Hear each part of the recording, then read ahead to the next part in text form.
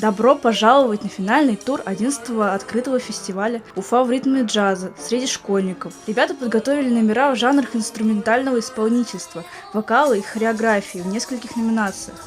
Каждый готовит творческий номер в джазовой эстетике.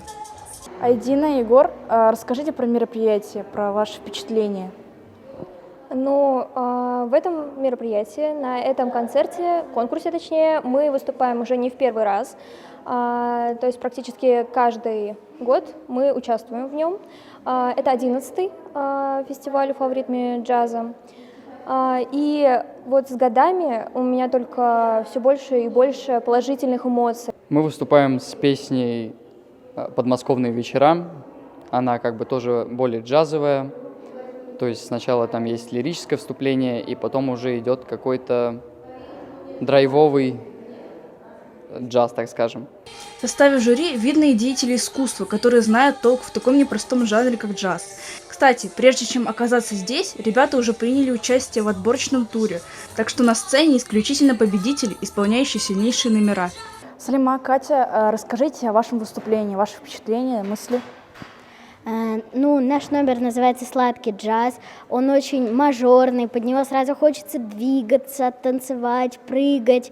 И он очень веселый, он очень интересный. Я думаю, что он всем понравится. Да, еще он очень яркий, и под него хочется, танцевать. И как наш преподаватель говорит, надо его танцевать сладко, потому что он такой вполне задорный, и его нужно танцевать как конфетка.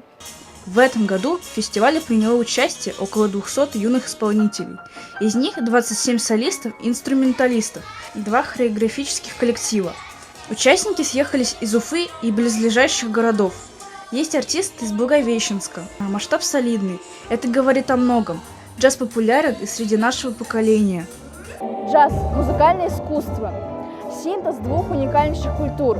Чтобы понимать и наслаждаться джазом, нужно немного потренироваться. Гибадуллина Динара, Дан Хамитов специально для «Горы новостей».